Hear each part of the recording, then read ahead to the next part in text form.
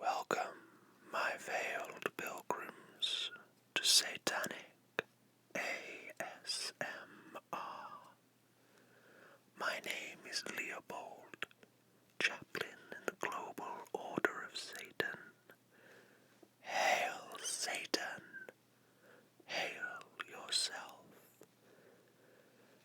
This video is the first in a series I intend to produce, looking at literature that makes reference to satanic themes or imagery, texts that evoke the reader to imagine demons, devils, Lucifer, or other traditionally terrifying characters.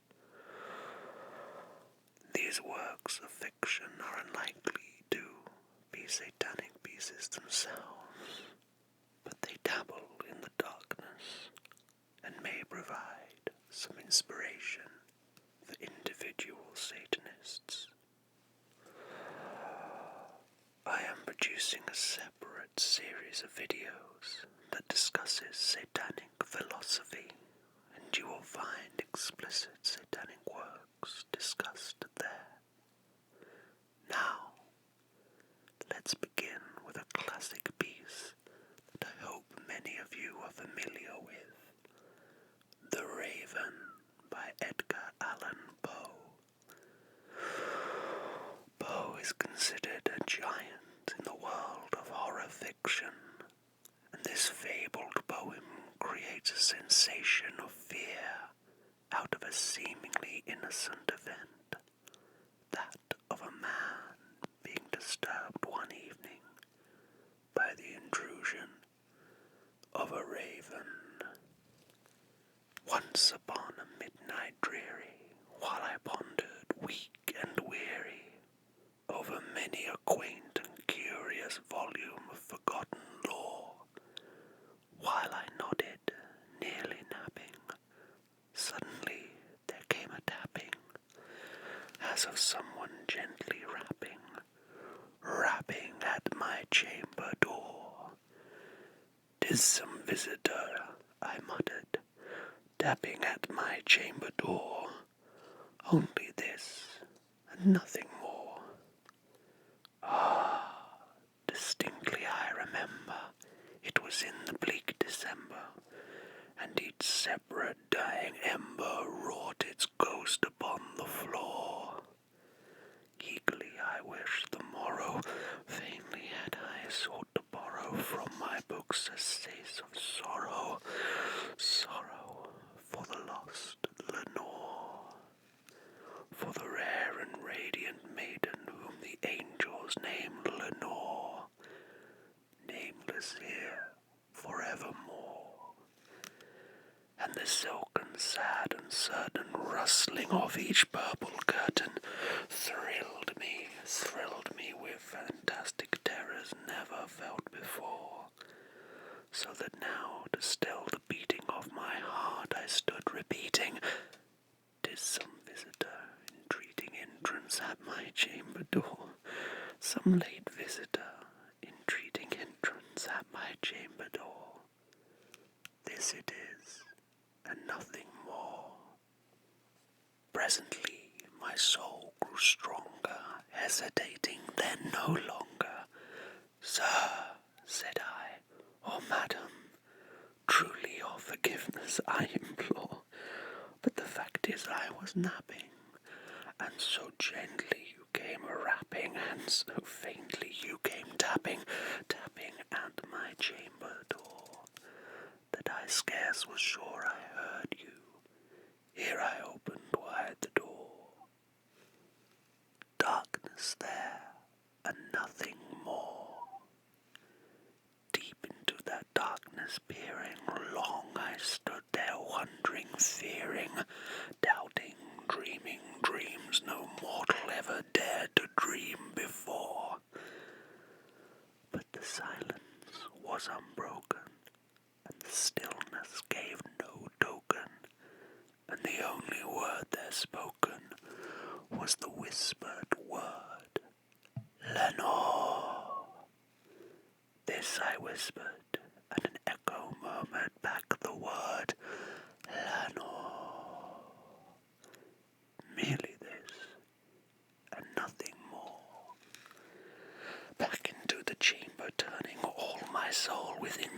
returning soon again, I heard a tapping somewhere louder than before.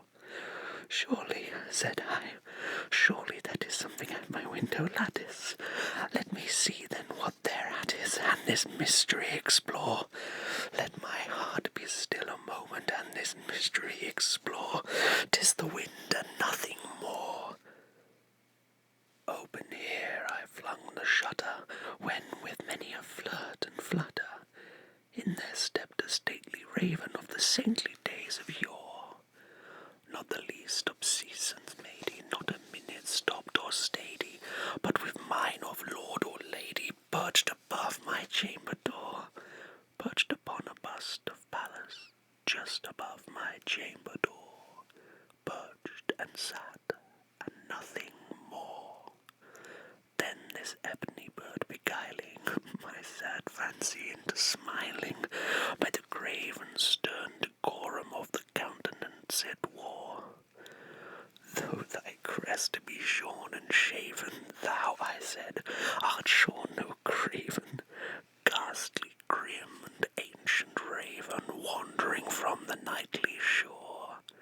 Tell me what thy lordly name is on the night's Plutonian shore." Quoth the raven, "Nevermore." Much I marvelled this ungainly fowl to hear discourse so plainly, though its answer little meaning, little relevancy bore. For we cannot help agreeing that no living human being ever yet was blessed with seeing bird above his chamber door, bird or beast upon the sculpted bust above his chamber door, with such name as Nevermore. But the raven, sitting lonely on the placid bust, spoke only that one word, as if his soul in that one word he did outpour. Nothing farther than he uttered, not a feather than he fluttered, till I scarcely more than muttered, "Other friends have flown before, on the morrow he will leave me, as my hopes have flown before." Then the bird said, "Nevermore."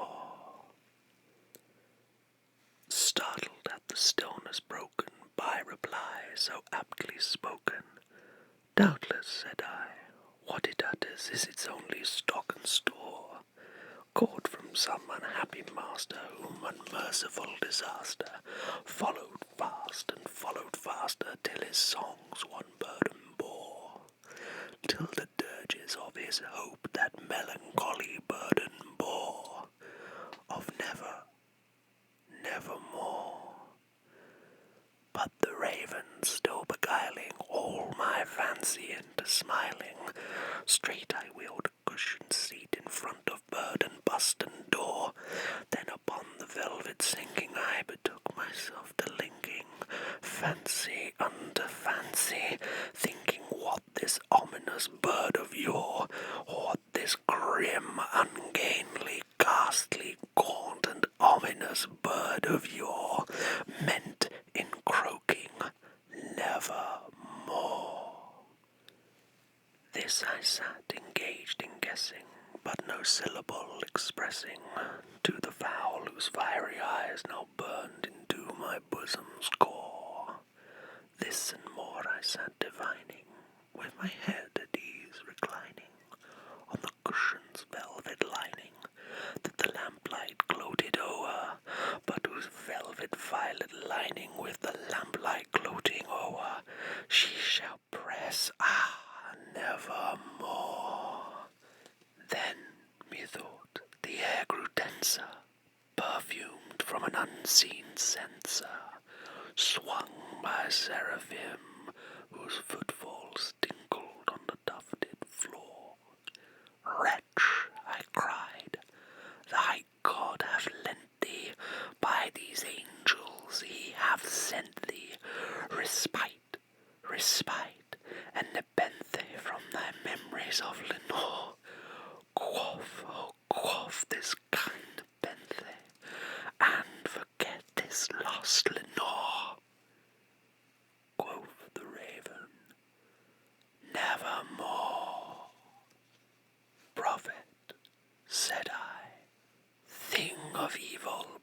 prophet still, if bird or devil, whether tempter sent or whether tempest tossed thee here ashore, desolate yet all undaunted, on this desert land enchanted, on this by horror haunted, tell me truly, I implore, is there balm in Gilead? Tell me, I implore. Quoth the raven, nevermore. Prophet, said I, thing of evil, prophet still, if bird or devil, by that heaven that bends above us, by that God we both adore, tell this soul with sorrow laden, if, within the distant Eden, it shall clasp a sainted maiden, whom the angels named Lenore, clasp a rare and radiant maiden, whom the angels named Lenore. Quoth the raven, nevermore. Be that word a sign of parting, bird or fiend, I shrieked upstarting, get thee back into the tempest and the night's Plutonian shore. Leave no black plume as a token of that lie thy soul hath spoken. Leave my loneliness unbroken, quit the bust above my door, take thy beak from out my heart, and take thy form from off my door. Quoth the raven, nevermore. And the raven, never flitting, still is sitting on the pallet bust of Pallas, just above my chamber door, and his eyes have all the seeming of a demon's that is dreaming, and the lamplight o'er him streaming throws his shadow on the floor, and my soul, from out that shadow that lies floating on the floor, shall be lifted nevermore. A beautiful and subtle piece of horror. Indeed, nothing truly shocking or ghastly happens. Rather, Poe dictates a situation we're all familiar with. Being alone at night, letting our imaginations run wild with every faint noise we hear. The fear and terror is in the mind of the man demanding answers of his lost love's soul from a random raven. The subject creates his own dread from imposing his own internal fears onto this visiting raven. How exquisite, from the perspective of a modern rational Satanist.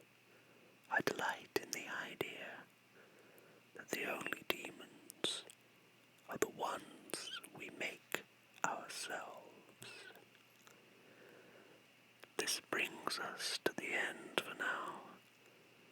Please leave me your comments for suggestions for future works to read.